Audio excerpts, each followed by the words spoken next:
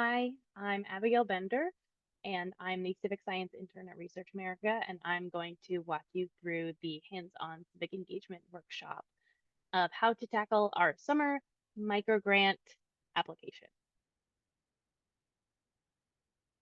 So first, I want to tackle how just kind of addressing the disconnect through civic engagement. Um, Civic engagement creates a dialogue between the intersection of science and society around issues of common concern. So, with the Civic Engagement Microgrant Program, we're really interested in these um, science and society connections. So, just to give a little background on the Civic Engagement Microgrant Program, um, so typically who we are funding are early career STEM researchers. Um, early career for Research America is defined by graduate students, PhD students, postdocs, professional students, and such. And then STEM, in our definition, is very broad. It can be the standard science, technology, engineering, math, medicine, but we are also open to um, more social science groups or um, who want to kind of tackle this civic engagement topic. So why we want to create opportunities for community connection, change, professional development for students, and growth opportunities. Um, and so we are issuing awards up to $3,000 this summer, which is very exciting.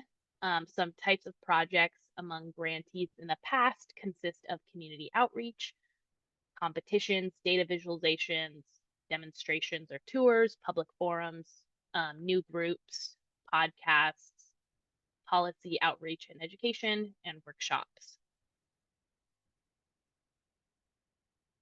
So just to kind of think about how our microgrant proposal is different from a standard grant proposal. Um, so grant proposals tend to be longer and you need to provide supplemental information. They can be highly technical. They're reviewed by other scientists. They're often very research focused. Um, our microgrant project proposal can be much shorter. The application is a Google form. We would like you to tell a story, kind of walk us through what is happening, because it's being reviewed by practitioners, members of our team who may or may not be scientists or have a science background. And we really want to focus on the broader impacts of what you're trying to address. And the similar overlaps are problem solving, goal oriented budgeting, summaries, collecting data, methods, future directions, and such. So walking through the application, there's a few options before this present in the application before what is shown on this presentation.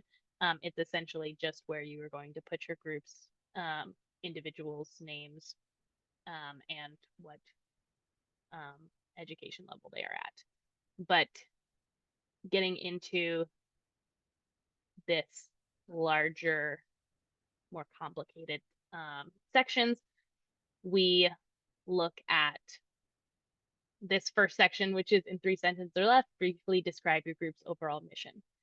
So essentially, you want to connect this to your event, but this doesn't have to be something that's super specific to your event. It can be like a more overarching goal that your group has over long term. It can also, we'd like to see how your group's goals connects with our goals of this science and society connection of the microgrant. So there are 3 areas of funding you can select. We have startup funding, design your own opportunity events, or digital media. So you will only be considered for one option. We won't give 2 amounts of funding to one group. So new groups can be groups that you're forming right now and are truly very new and you're tackling this for the first time. but they can also be groups that existed in the past, but for whatever reason, um, dissipated and you're trying to revive currently. That would also be considered a new group in our process. And then project name, it's very simple. I would say keep it relevant, but this is a space where you can make it kind of fun.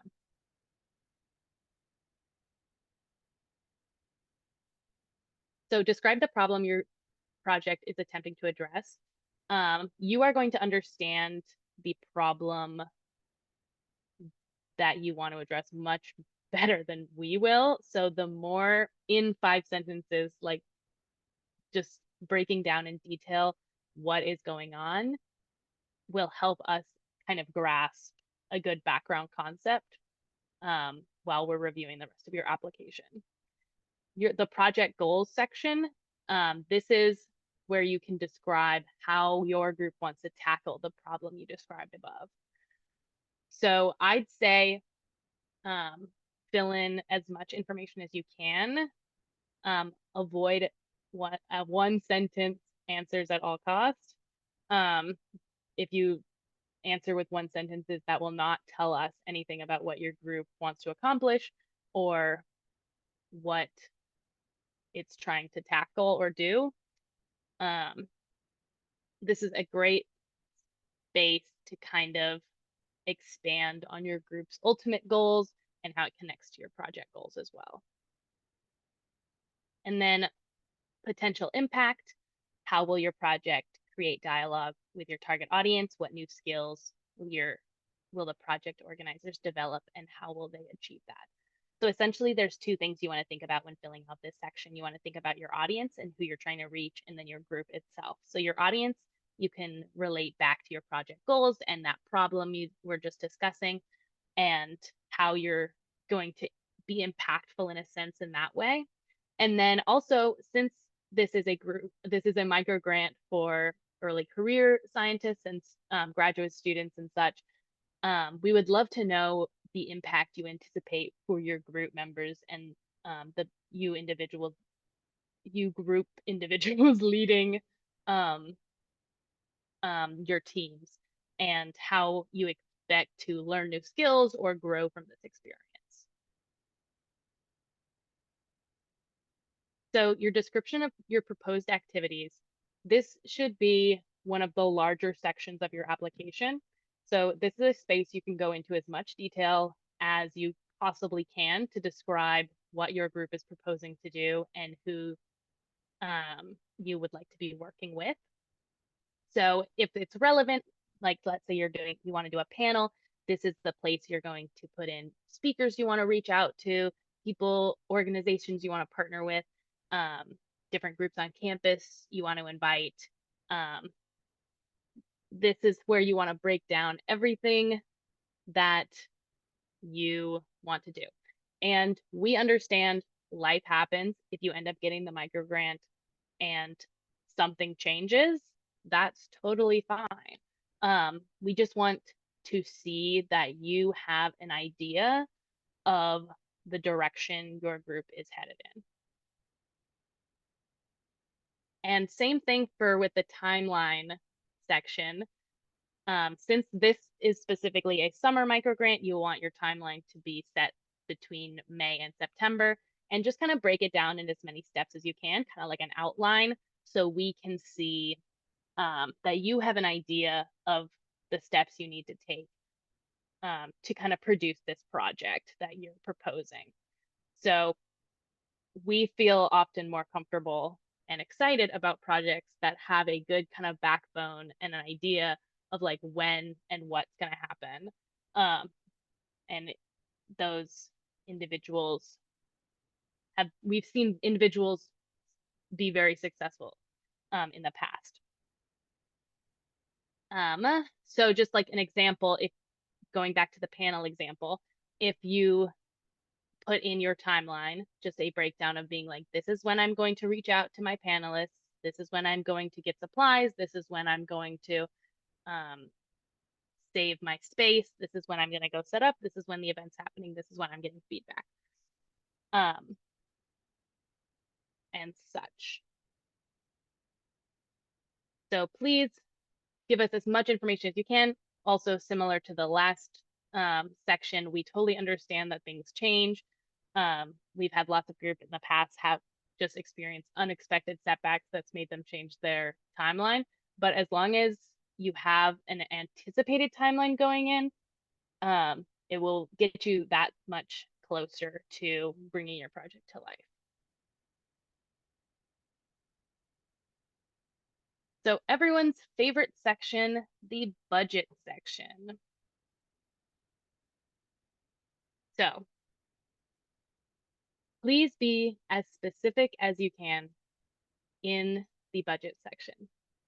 To fill out the budget section, you will break down how you plan to spend the money you are requesting from this grant. Every dollar ideally should be accounted for. We want you to have an idea and a plan of what you're going to do.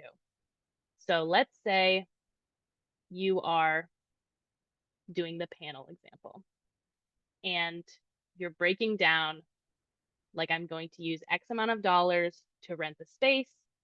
I'm going to use X amount of dollars as an honorarium for my speakers. I'm going to use X amount of dollars for food. And I'm going to use X amount of dollars to print flyers. So if you are applying for the new group amount, you can get up to $3,000. So you can reflect that in your budget lines. If you are applying for the community event or digital media, that funding only goes up to $2,000. So just make sure you understand that as you're filling out how much you're asking for. I mentioned honoraria, so we can't give funding to students such as a stipend or for research work. And then in general, elected officials can't accept funding or payment of this kind. But if you have other speakers coming in, you're welcome to budget in an honorarium for them. And then additionally, funding typically can't go towards long-term durable equipment. So when you're thinking about what to cover, it's very easy to cover cost of rental equipment or renting spaces, food, honorarium, smaller supplies. If you have any questions, don't be afraid to reach out to get clarification. And then it's totally okay if your event requires more than the funding we can provide and you're looking to supplement that funding elsewhere. I would make a note in the application that in the budget section that you're asking for X amount to cover X things from the microgrant, and you are asking external resources for additional funding to cover different resources. There's a option at the end of the form that asks if you applied for additional funding somewhere else. And if you make this note in the budget section, it will just help us understand that your event costs more and you're looking for only part of it funded from us and not you're asking everyone under the sun for funding for the same thing. And so we then move on to how will the project promote graduate students, postdocs to work together across different areas of STEM to learn new skills. So essentially, as you're kind of working through your project, you're going to kind of notice like opportunities where you could reach out to other departments or other existing groups to kind of gain insight from them or partner with them. And this is a space to just kind of talk about how you're going to kind of engage with other STEM fields during your project, whether that be in your university or we've had groups partner with different universities. Essentially, we're just very fond of groups working together and learning from different fields. And this can even look like the group applying containing individuals from multiple STEM backgrounds.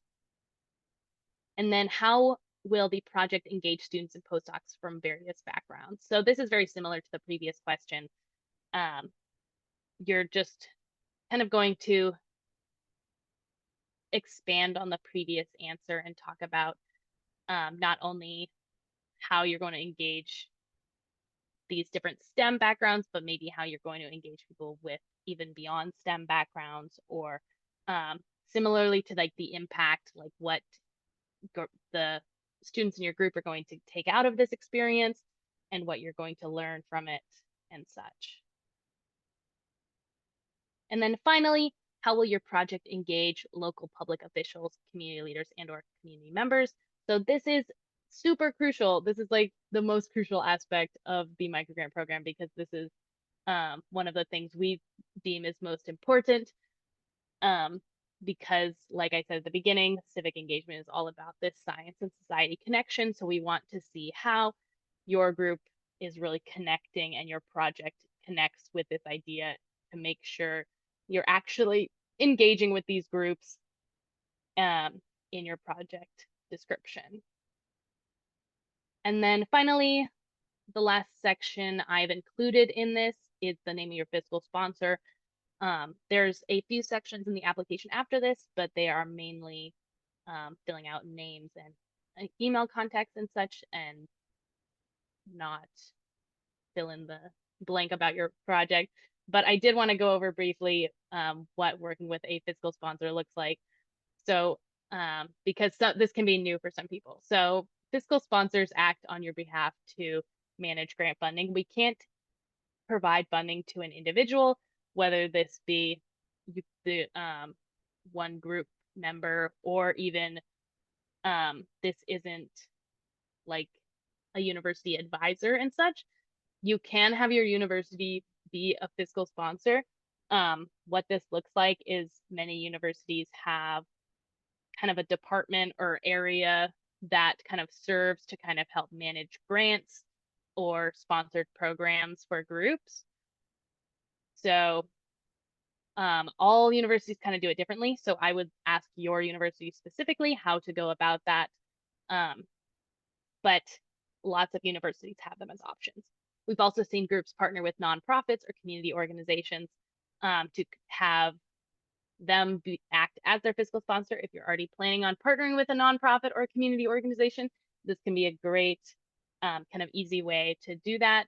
And then additionally, we've had lots of groups partner with the National Science Policy Network as a fiscal sponsor. They are great, very helpful. And then finally, paperwork takes a lot of time. Please give your fiscal sponsors advance notice so you can expect to get funding on time.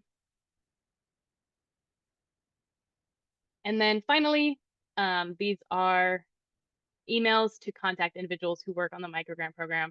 Once again, I'm Abigail. This is my email here.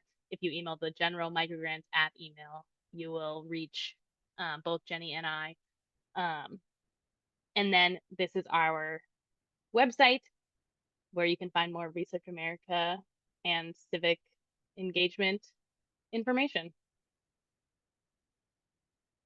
So thank you so much.